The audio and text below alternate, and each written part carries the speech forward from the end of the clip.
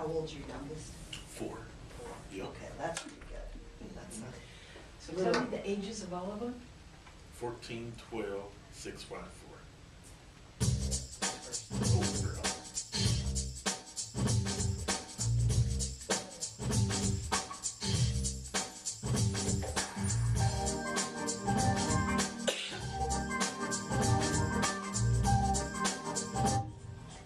3, 2, 1.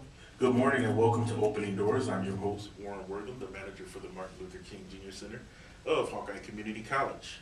We have a great show lined up for you this morning, but before we introduce our guests and get into the show, I do want to mention some things that are coming up at the Martin Luther King Jr. Center and some activities going on, sponsored by the Martin Luther King Jr. Center and Hawkeye Community College.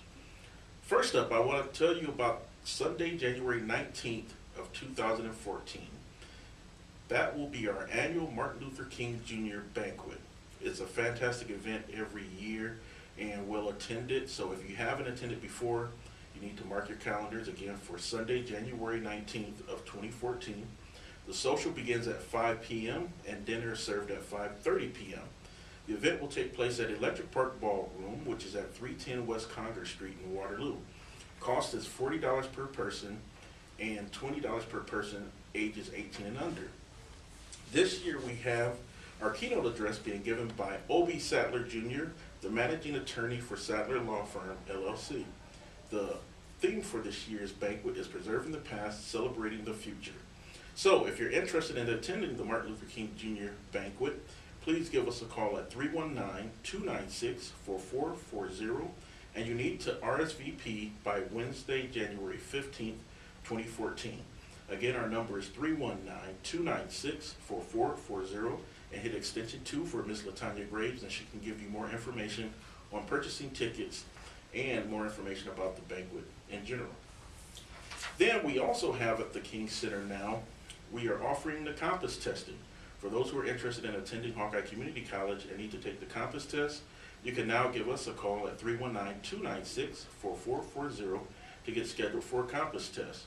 We also offer, along with the compass test, the Hawkeye Community College Compass Preparatory Academic Lab, which is a free tutoring program for those who have taken a compass test and want to improve upon their scores, or if you're looking at taking a compass test for the first time and want to brush up on some things, you can come down to the center Monday through Thursdays between the hours of 11 and 3 p.m. in order to brush up on math, reading, or writing before taking a compass test. We also offer the CNA program at the King Center, and that's a very popular program for those who are looking at getting their feet wet and a first taste of the health sciences field. Along with Nurses Aid, we offer Nurse Aid 2 and Rehabilitation Aid. And then we also offer concurrent enrollment opportunities for high school students who are looking at obtaining college credit while attending high school. This is a great way to get free college credit while you're in high school. So if you're a high school student or the parent of a high school student, talk to your counselor or give us a call at 319-296-4440 to find out more about compass testing. Well, in the studio with us this morning, we have Ms. Darcy Krause from Iowa at Work, or what's the name of it now? Iowa Works. Iowa Works. And we also have Ms. Sue Peterson, also from Iowa Works. And good morning, ladies. Good morning, Warren. Good morning, Warren. Great to have you here. So first of all, Darcy, can you tell us what your title is? My title is Career Pathway Navigator, and I'm the team lead for the Career Pathway program. Okay. And Ms. Peterson? I'm also a Career Pathways Navigator and housed over at the Iowa Works office. Great. Well, again, thank you for coming over this cold morning. And Darcy, can you tell us what you do in that position? There are 3 Career Pathway Navigators that have just started. The program is called GAP, which really represents a need in our community, within our state, to help with non-credit classes, short-term training, that are not covered by financial aid. So we have approved programs that we can provide tuition assistance for, and these are, like I said, short-term training programs that really help folks go from not working or maybe an underemployed situation to getting some training and getting into the job market. That's fantastic. And then Sue, so are you doing the same thing? Yes, we are all working as a team. We are taking directions where each one of us will be sort of focusing in and becoming an expert on one of the paths or one of the non-credit programs. Personally, I am taking the lead on the CDL truck driving Oh, program. okay. Great program too. Ben, that you mentioned CDL, I know Marty Kroenke with Hawkeye Community College, he's been on the show before, and he mentioned that truck driving is going to continue to expand as a huge career field opportunity due to the country running into a shortage of drivers because of retirements and people leaving the industry. He told me at one point the United States will be 450,000 drivers short. So now is a great time for those who are looking at either getting into a career or taking a career change path to look at getting into truck driving, and the first step would be to obtain that CDL. Absolutely. The labor market information out there says that we're to expect a 30% need increase over the number of truck drivers for this next year, and probably another 30% increase in the following year. Wow. So now with this program, this GAP program, is this a pretty new program? GAP started in 2013, and we had only a couple programs offered.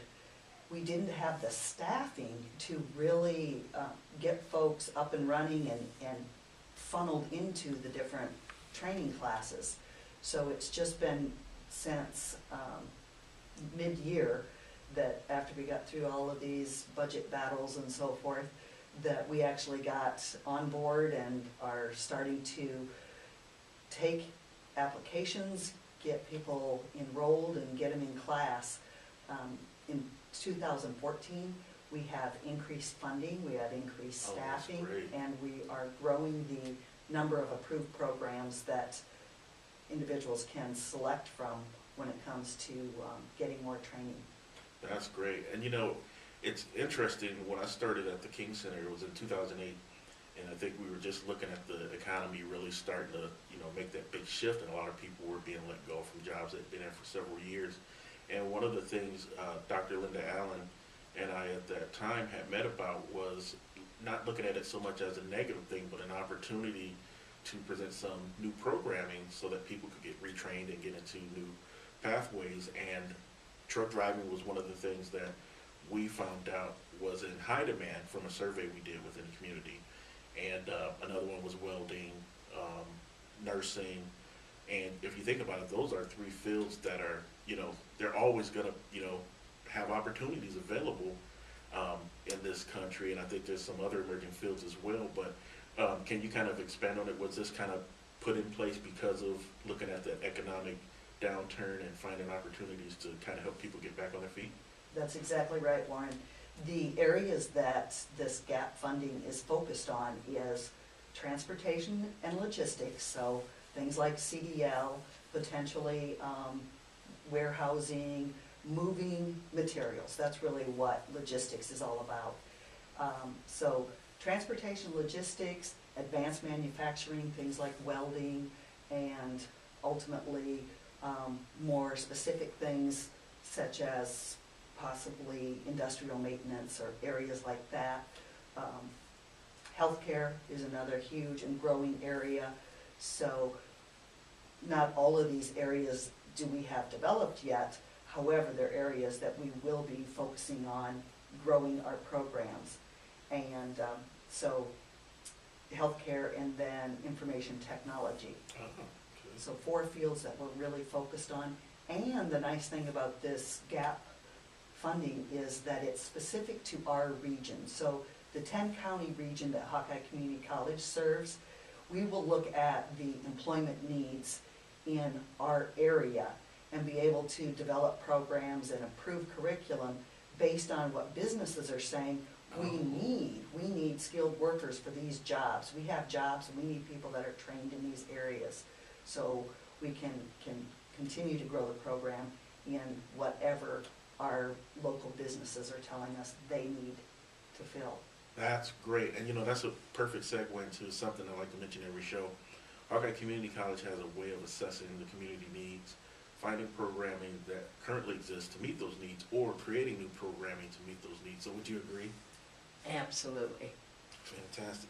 Now, with the GAP program, how does a person actually get enrolled or participate in it if they're interested in something? The first step would probably be to give us a call and set up an appointment. You can call the Iowa Works office at 291-2546. That'll direct you through the switchboard, and you can ask for GAP. It'll be transferred to either Darcy or myself or our other co-worker Megan, and then we'll set up an appointment for you. If you would like to, we can also mail applications out if that would save you one extra trip into the office. Oh, okay. So that's never a problem. We'd be more than happy to do that. But once you have the application and have the appointment set up, we'll sit down and we will talk about eligibility. It is based on an income guideline. Okay. It's a very generous income guideline. 250% of the poverty level is the threshold for being eligible for this program. Oh, okay. So it's very open to almost everyone. Mm-hmm. And then we also have a lot of assessments that have to be done in order to make sure that the career choice you're making is a good career choice for you. We want to make sure that it's going to match your interest and your job values and your skill strengths. Because if you can only have one funding program through GAP, we've always said we want to make sure it's the right choice the first time. That's a great idea too, because some people may hear about a particular career path, truck driving for instance, and may say, hey, good money, there's funding for me to go through it, I'm going to jump into it. But by doing that assessment, they may find out that, hey, really I would be better off in nursing or something else, and that's where my true interest is. And it turns out I can get funding to take advantage of it. That is so true. I've had a number of people who have come specifically for the truck driving program, and when you really lay it out and say, you probably have to get that first year of experience by driving over the road, Mm-hmm. coast to coast, being away from your family for a week or two at a time, they quite oftentimes will step back and think about it. Yep. And that's something that I think a lot of people don't always think through. So I think that's great that they get an opportunity to have that assessment done. And I know over at your area, there's always been a good process for the workers, over there to actually make sure a person is looking at getting into that right field. And I think that is so important. Otherwise, you waste time and money, and then you realize, I don't really want to do this, and then you've used your resources for it. So I think that's really good. Now, are there any age requirements? No age requirements. Certainly for the career field, there may be age requirements, Okay. such as truck driving. You can't get your CDL. You can't drive interstate transportation under the age of 21. So Oh, I never knew that. Wow. Mhm. You can get your CDL at 18, but you can't drive out of state Wow. until you're 21. Okay. So those would be the main age requirements that we would look at. We don't want to train you for a career that you can't do. Right. The other thing is that there are no age limits on our training, but companies may have restrictions on age at which they'll hire. For example, to be a welder, typically you'd have to be 18 in order to work as a welder, but you don't have to meet the age requirement to get the training. Okay. And then welding, that's another interesting one. We were told that in the welding area, women that look at going into welding can kind of write their own ticket throughout the country, as well as men who want to go into nursing. So are you starting to see some more of those, what they call non-traditional career paths being utilized? Absolutely. We were recently on a tour of a welding facility, and we're told that women in particular, not to try to be sexist about this, but they have the attention to detail and the focus and the fine manual dexterity Yes. that makes TIG welding very good field for the women. Wow. So, but then again, Men can probably do it just as well. Well, but I heard that is absolutely correct, that, you know, there's certain things that they can do better in that field, and that makes them really valuable. So, ladies, if you're out there listening, don't look at welding as one of those big carrying around a heavy welding tank type careers anymore, because there's a lot of different areas and things that they do now, and in some of those, you could really have a fantastic career going into it. We learned a lot on that welding tour, being women, just going to the lab, the welding lab at Hawkeye Community College, seeing exactly what goes on, the different types of welding that is offered, that they're training for. Right now, our program trains for wire or, this is the test now, wire or MIG welding, which is also called arc welding, which does involve some physical strength and dexterity. And certainly there are men and women who are very capable of doing that job.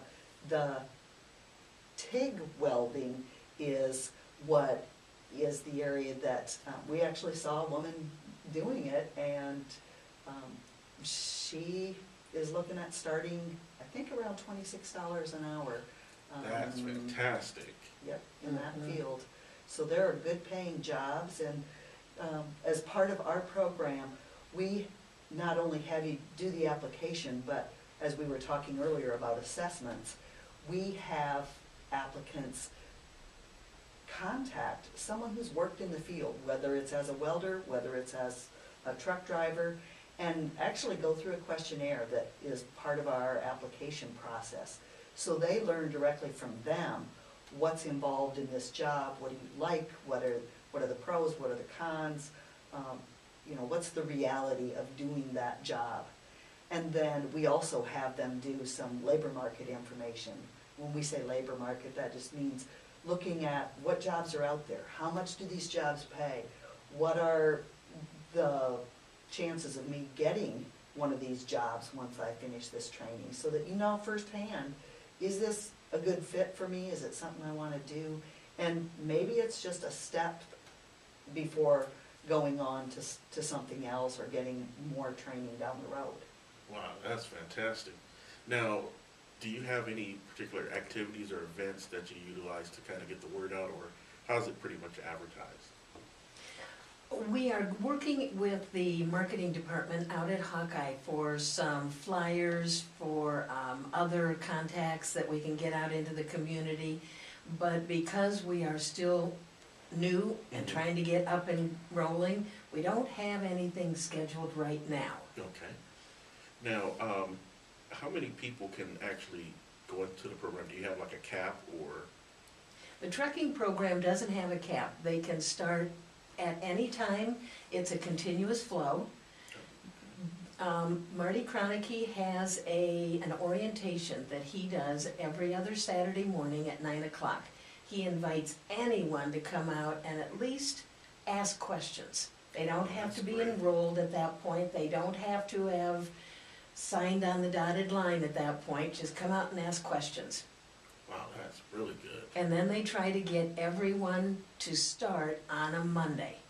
Oh, okay. When they start, they will have the DOT physical and the drug screen all set up, that they can do that right there on site on those first 2 days.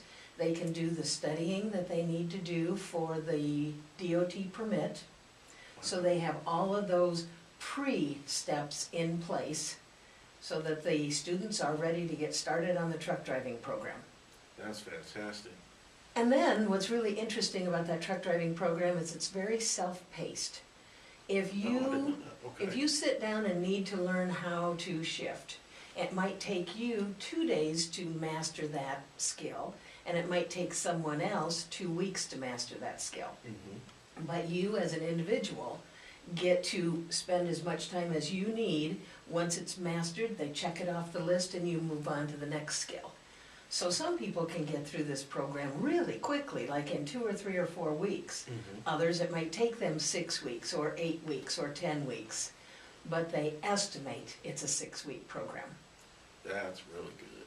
And we ask individuals to spend at least 20 hours a week when they participate in the CDL program. 20 hours can be pretty much on their own schedule. We call it the RTTC, the Regional Transportation Training Center at Hawkeye Community College. They are open from, I believe it's 7 or 8 o'clock in the morning until 8 or 9 o'clock at night, Monday through Friday, and Saturday and Sunday. Oh, wow. So even if you're working, you can kind of set your own schedule, get in your hours. If you haven't been out there, I encourage you to go and check the place out. It's all new.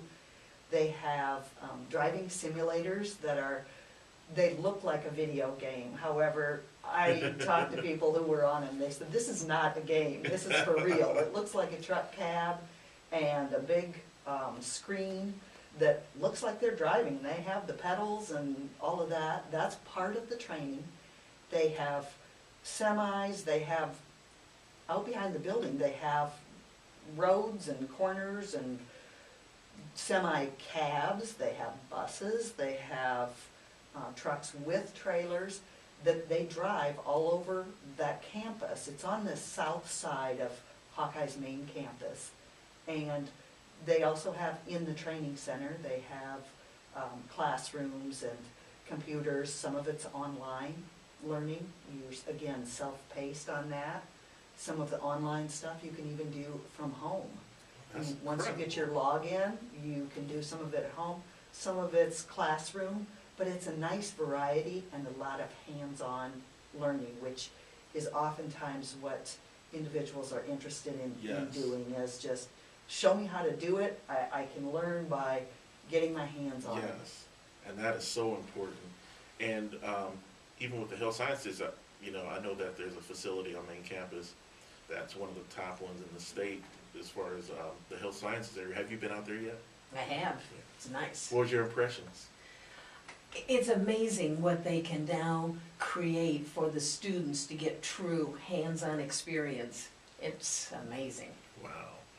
And see, I'm guilty. I haven't been to either facility yet, but I plan on getting out there before the Christmas break, so I do want to see those, because I've heard fantastic things about them. I heard even with the welding, that you can do the virtual welding. I got a chance to see a demo of that in person, and that was just mind-blowing.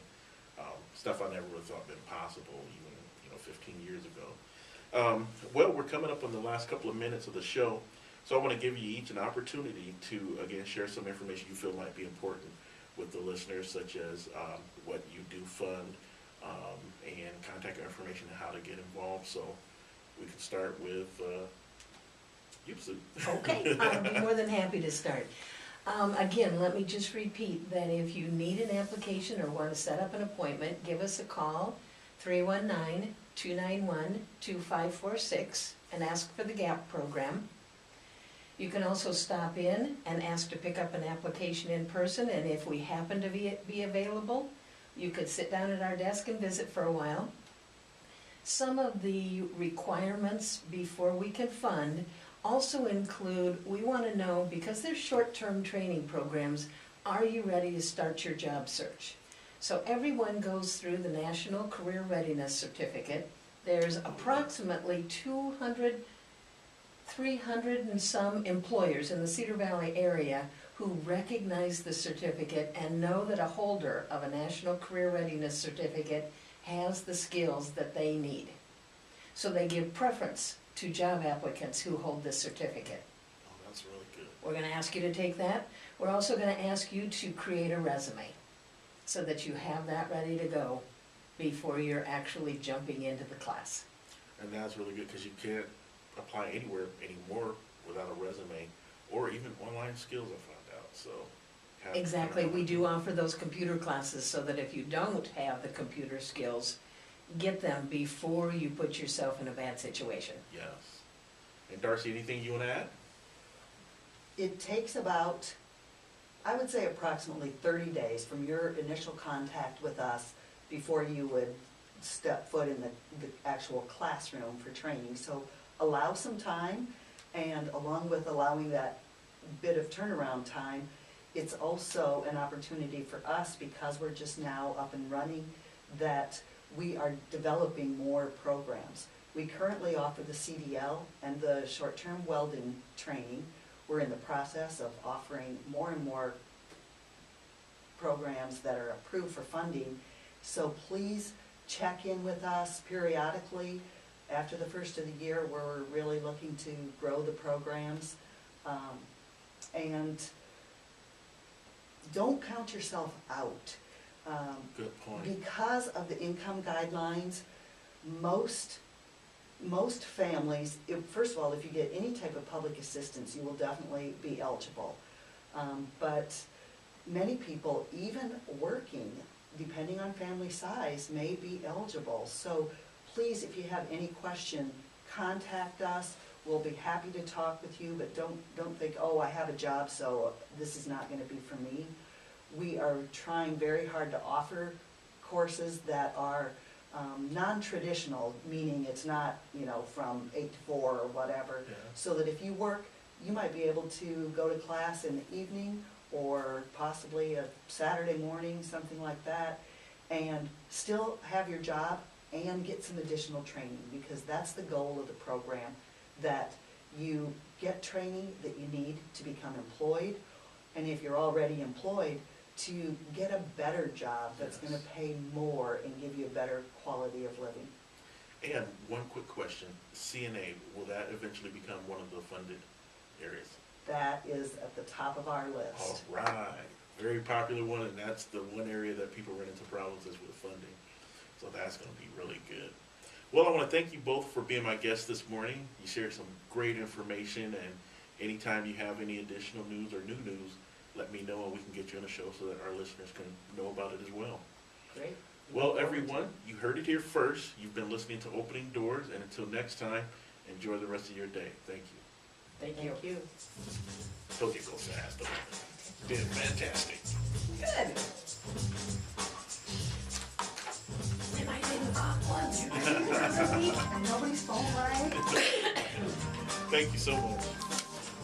That's good.